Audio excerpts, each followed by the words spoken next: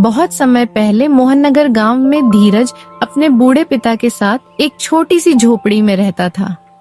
धीरज की माँ का कोई बीमारी के कारण कुछ सालों पहले देहांत हो गया था। तब से धीरज अपने पिता के साथ अकेले ही रहता है। धीरज बहुत ही आलसी लड़का था। वह दिन भर बस अपने कमरे में सोया रहता था और कोई काम नहीं करता था।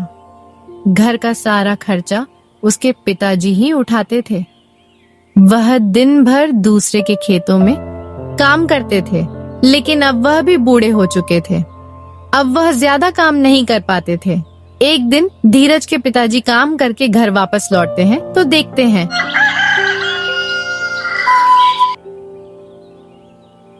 कि धीरज अभी तक सो रहा है। अरे उठ भी जा कामचोर, और कितना सोएगा? आखिर कोई इतना आलसी कैसे हो सकता है? जब से तेरी माँ गई है इस घर का पूरा खर्चा मैं ही उठा रहा हूँ। इतना बड़ा होकर एक बोझ सा दिन भर घर में पड़ा रहता है। चल अब उठ और घर को साफ कर दे कम से कम। अरे पिताजी, आप तो मुझे सुबह सुबह आराम भी नहीं करने देते। अरे मूर्ख, दोपहर के 2 बज रहे हैं और मैं अभी घर पर खाना खाने आया हूँ और तू कह रहा है कि सुबह हो रही है। पिताजी, क्या आप सच कह रहे हैं? दोपहर के 2 बज गए और आप घर पर खाना खाने आए हैं। मुझे तो समय का पता ही नहीं चला।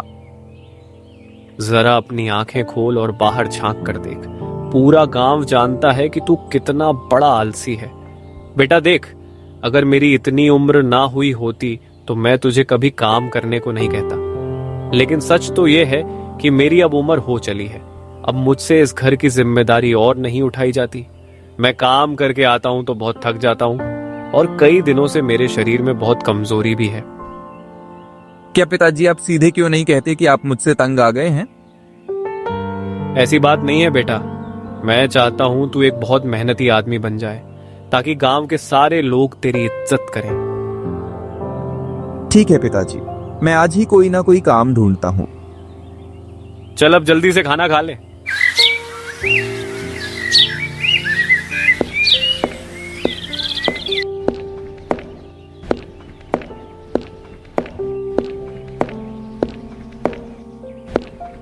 इतना सुनकर धीरज घर से बाहर निकल जाता है। तभी रास्ते में एक गांव वाला दिखता है। धीरज को देखकर वह आदमी उससे कहता है, अरे कबाद धीरज भैया, आज इतना सवेरे के उठल भरा? इतना सवेरे उठकर गांव में घूम तबीयत बिगड़ जाए ना। तुम्हें इससे क्या लेना देना? मेरी मर्जी कि मैं देर से उठूं या जल्दी उठूं। तुम अपने काम से काम रखो ना। का कहले जब मन करी तो उठवा तो के लाज ना आवेला। तोहर बूढ़ बाप दूसरे के खेत में मजदूरी करके तोहरा अपन पेट पाला, तोरा तनी को लाज नहीं के लागत बुढ़ापा में इतना काम करावत बाड़ा। यह सारी बातें सुनकर धीरज को बहुत गुस्सा आता है और वह उसकी बातें अनसुन करके वहां से चला जाता है। वो जंगल में जाकर एक पेड़ के नीचे बैठ गया।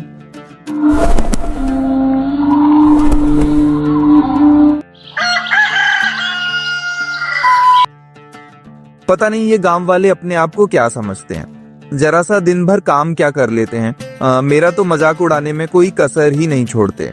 लेकिन मैं भी एक ना एक दिन इन्हें बहुत बड़ा काम करके दिखाऊंगा। फिर देखता हूँ कौन मुझे क्या बोलता है। अभी तो मुझे बहुत थकन हो रही है। मैं एक काम करता हूँ, थोड़ी देर यहीं पेड़ की छांव में सो लेता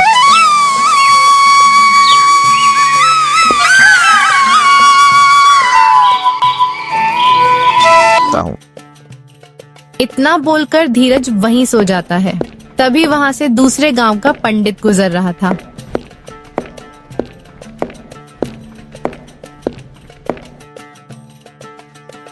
क्या मूर्ख इंसान है, काम करने के बजाय यहाँ आराम से सो रहा है। तुझे कोई काम नहीं है क्या? पंडित की बात सुनकर धीरज की आंख खुल जाती है और वह उठकर बोलता है, अरे पंडित जी, दिक्कत क्या है आपको? आप मुझे शांति से सोने क्यों नहीं दे रहे हैं?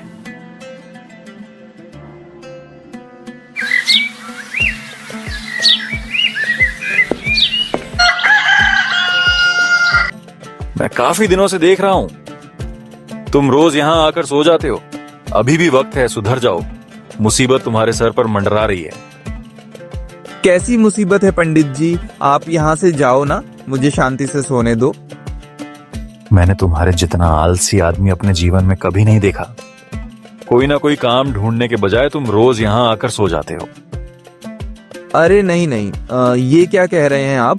मैं गांव में काम ढूंढने ही निकला था, लेकिन गांव के एक आदमी ने मेरा दिमाग खराब कर दिया, इसलिए बस यहाँ बैठकर थोड़ा आराम कर रहा था। अरे आलसी आदमी ये क्यों नहीं कहता कि काम ढूंढने से निकला था, लेकिन मन नहीं किया तो यहाँ पेड़ के नीचे आकर बैठा है। लेकिन तुझसे बात करके मैं अपना समय क्यों बर्बाद कर रहा हूं? मुझे और भी जरूरी काम है। इतना कहकर पंडित जी वहां से चले जाते हैं।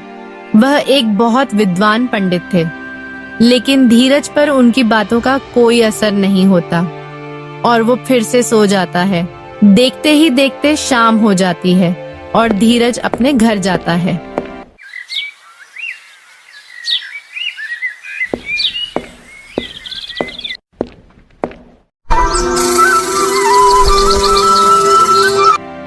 आज भी तुझे कोई काम नहीं मिला ना? पिताजी, मैं काम ढूंढने ही बाहर निकला था, लेकिन गांव के भोला ने मेरा दिमाग खराब कर दिया। बस इसलिए आज मुझे कोई काम नहीं मिल पाया। बेटा, तू तो रोज ही कोई ना कोई बहाना बनाता है। भला किसी के बोलने से क्या होगा? अगर तूने काम ढूंढा होता तो तुझे जरूर मिल गया होता। पिताजी, आप क्या कहना चाहते हैं? मैंने सच में काम ढूंढने की कोशिश की थी, लेकिन फिर उसने फालतू की बातें करके मेरा दिमाग खराब कर दिया।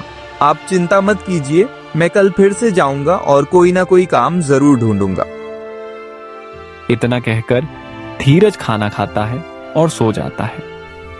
अगले दिन सुबह खाना खाकर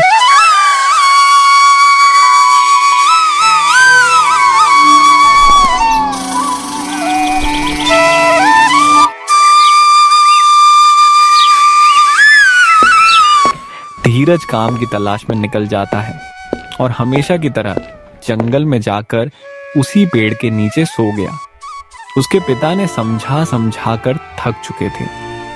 अब धीरे धीरे उनकी तबीयत भी खराब होने लगी थी। एक दिन धीरज ने उठकर देखा तो उसके पिता अभी तक सो रहे थे। अरे पिताजी, आप अभी तक सो रहे हैं? आप हमेशा मुझे कहते हैं कि जल्दी उठाओ, और आज आप खुद ही इतनी देर तक सो रहे हैं। आज तो आपने खाना भी नहीं बनाया है। भला मैं खाली पेट काम ढूंढूंगा कैसे? पिताजी उठिए, आप मेरी बात सुन रहे हैं क्या? अरे धीरज बेटा, आज मेरी तबीयत थोड़ी ज्यादा खराब है। तुम एक काम करो, बाहर में कुछ खा पी लेना, क्योंकि बेटा मेरे अंदर तो इतनी ताकत नहीं बची कि मैं आज खाना बना सकूं। पिताजी, आप ऐसा क्यों बोल रहे हैं? आपकी तबीयत ज्यादा खराब है क्या? इतना कहकर धीरज ने अपने पिता के सर पर हाथ फेरा तो पाया कि उनका शरीर बुखार से तप रहा था। पिताजी, आपको बहुत ज्यादा बुखार है। आपका पूरा शरीर जैसे तप रहा हो। नहीं बेटा, बस मुझे हल्का सा बुखार है। आज 2 दिन में ठीक हो जाऊंगा, तू मेरी चिंता मत कर। नहीं पिताजी, आपको ज्यादा बुखार है। आप मेरे साथ अभी डॉक्टर के पास चलिए। धीरज तुरंत अपने पिता को गांव के ही एक डॉक्टर के पास लेकर जाता है। डॉक्टर रामदीन का अच्छे से जांच करके धीरज से कहता है,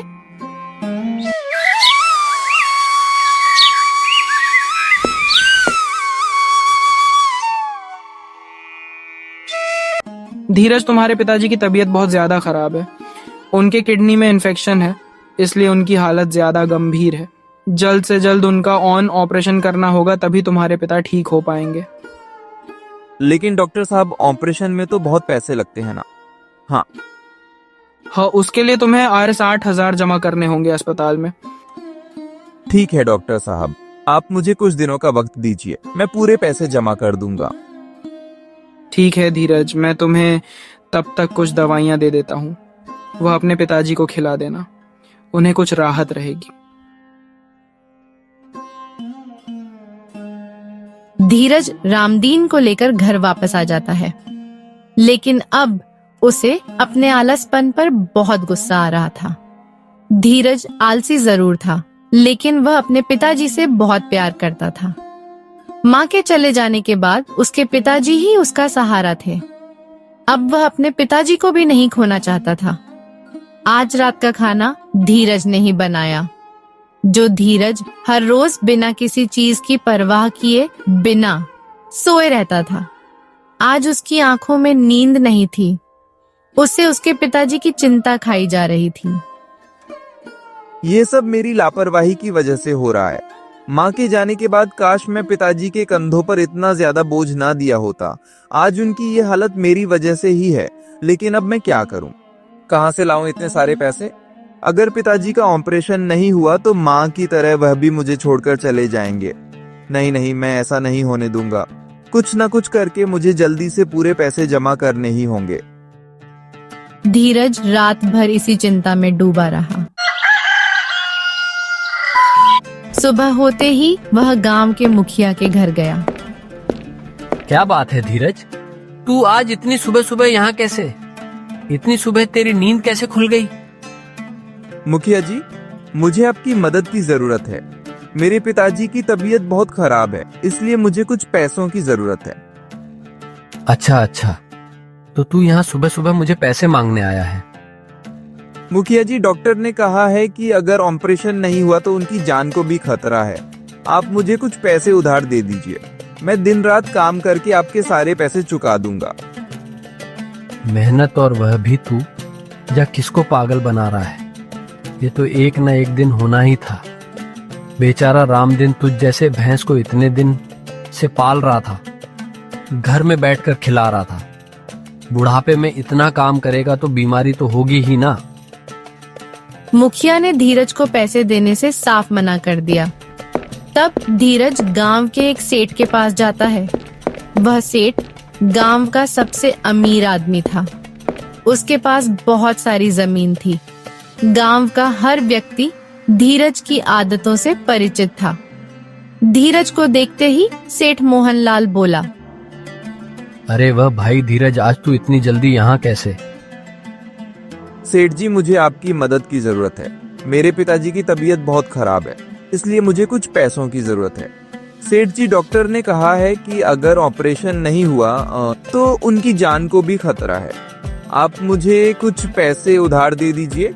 मैं दिन रात काम करके आपके सारे पैसे चुका दूंगा। कृपया मेरी मदद कर दीजिए। इसके बदले चाहे आप अपने खेतों में मुझे जितने साल भी काम करवा लेना, मैं करने को तैयार हूँ। अरे तुझे सुबह सुबह पागल बनाने को नहीं मिला था क्या? तुम्हें ये पूरा गांव जानता है। रोज अपने पिताजी से बोलकर निकलता है कि काम ढूंढने जा रहा हूँ और दिन भर जंगल में सोया रहता है। तू खाकर अपनी थाली तो धो नहीं सकता, खेतों में क्या खाक काम करेगा? सेठ की बातें सुनकर धीरज को अपनी आदतों पर बहुत पछतावा होता है और वह निराश मन से वहाँ से चला जाता है। आज भी धीरज इस पेड़ के नीचे जाकर बैठा था, लेकिन आज उसके चेहरे पर उदासी थी। आंखों में पछतावे के आंसू थे। हे भगवान, मुझे माफ कर दीजिए। मुझे इतना आलस नहीं करना चाहिए था। आज मुझे मेरी गलती का एहसास हो चुका है। मेरे आलसपन की वजह से आज मुझे गांव में कोई भी काम देने को तैयार नहीं है और पिताजी की तबीयत इतनी ज्यादा खराब है। लेकिन अब मैं क्या करूं? हे भगवान, मेरी मदद कीजिए। पिताजी सही कहते थे, अपनी इसी आलसन की वजह से मैं बहुत बड़ी मुसीबत में फंस जाऊंगा। मुझे कोई रास्ता तो दिखाई भगवान।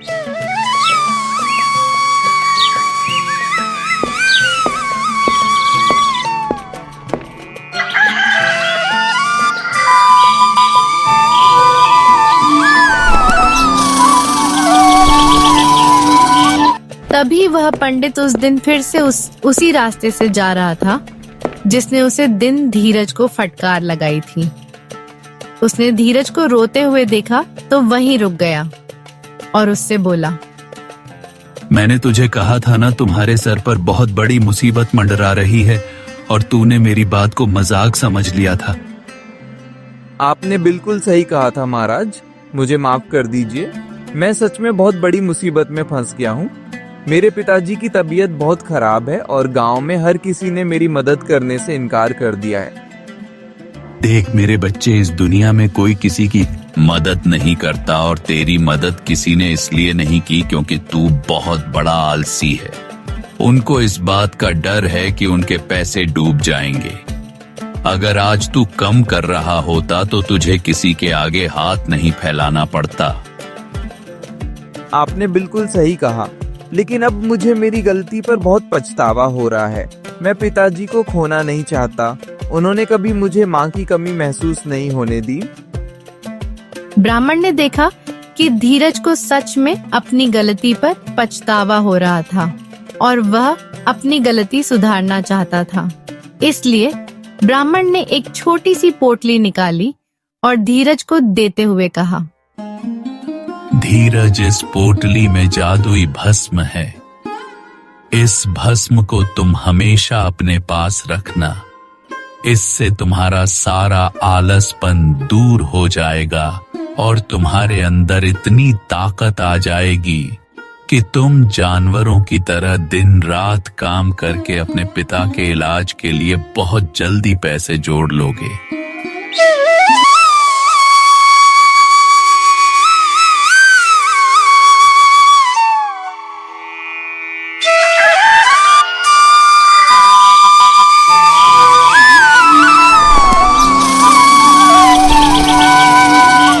महाराज, क्या ऐसा सच में मुमकिन है? आपने मेरी इतनी मदद की है तो कृपया मुझे इतना बता दीजिए कि मैं कौन सा काम करूं जिससे मैं पैसे जोड़ पाऊं, क्योंकि इस गांव में तो मुझे कोई भी काम देने वाला नहीं है। वह सब तुम इस भस्म पर छोड़ दो। इसे अपने पास रखना तुम्हें रास्ता खुद बताता सा खुद मिलेगा, क्योंकि तू बहुत बड़ा आलसी है। उनको इस बात का डर है कि उनके पैसे डूब जाएंगे। अगर आज तू कम कर रहा होता तो तुझे किसी के आगे हाथ नहीं फैलाना पड़ता। महाराज, क्या ऐसा सच में मुमकिन है? आपने मेरी इतनी मदद की है तो कृपया मुझे इतना बता दीजिए कि मैं कौन सा काम करूं जिससे मैं पैसे जोड़ पाऊं, क्योंकि इस गांव में तो मुझे कोई भी काम देने वाला नहीं है। वह सब तुम इस भस्म पर छोड़ दो। इसे अपने पास रखना तुम्हें रास्ता खुद मिलता जाएगा।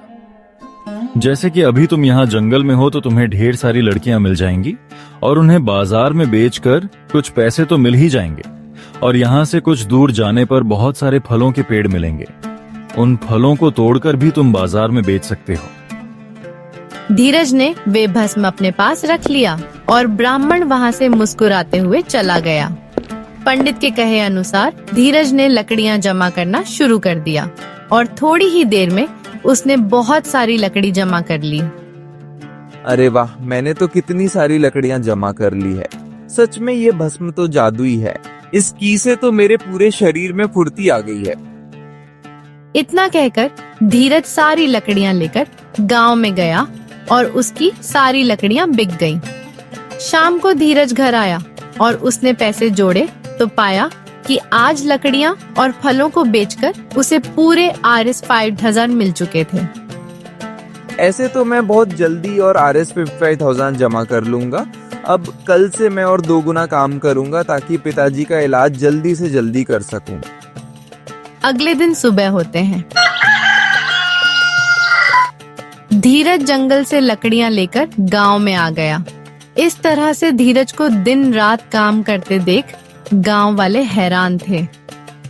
अरे भैया गोपाल, ये आजकल धीरज बातो दिन रात बस काम में लग रहेला, सवेरे से संझाले खेत में गल रहेला और रात में था कि चुपचाप सूझ जाला।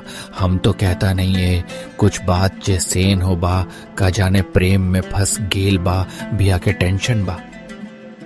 अरे ना भैया, ये सब तो बस दिखावा। कुछ दिन पहले हम बात कही नहीं तो हम परे बौखला गए रहले। दिन रात जानवरों की तरह काम करके एक आध हफ्ते में ही धीरज ने RS ज़ारो जमा कर लिए थे।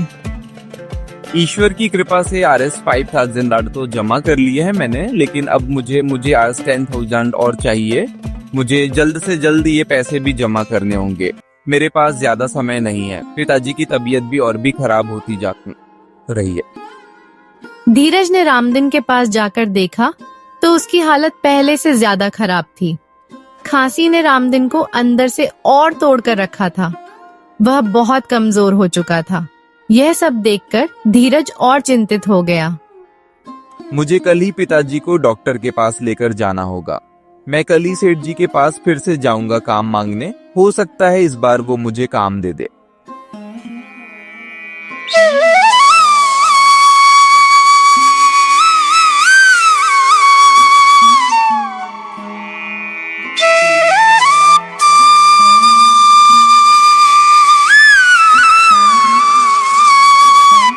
अगले दिन फिर से धीरज सेठ के पास जाता है।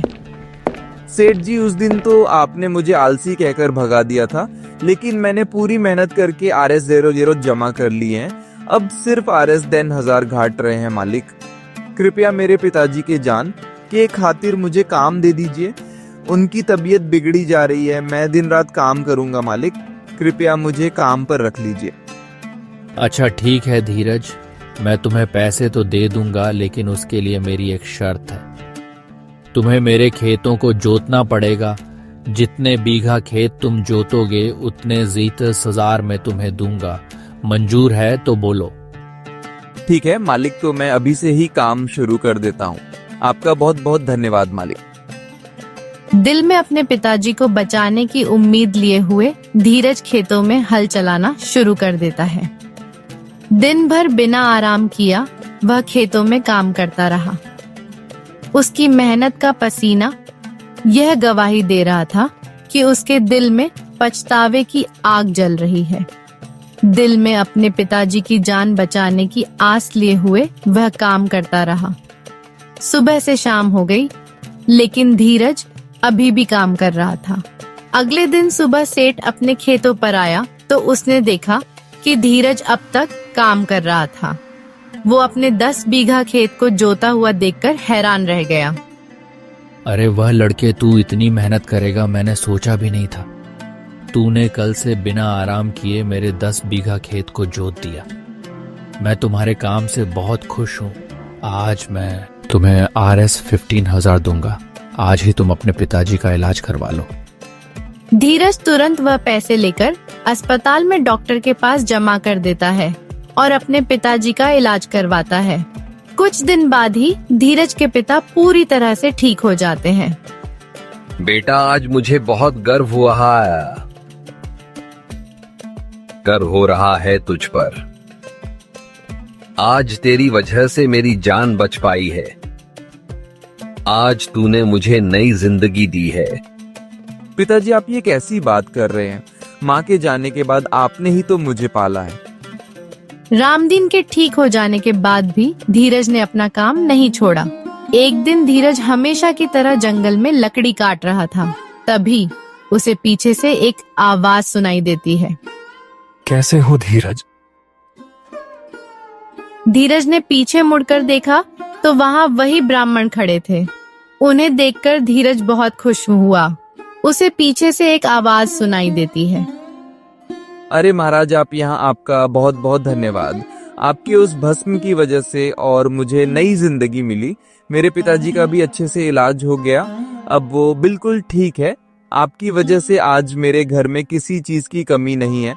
आपका ये आभार मैं जीवन भर नहीं भूलूंगा। आपका बहुत बहुत धन्यवाद।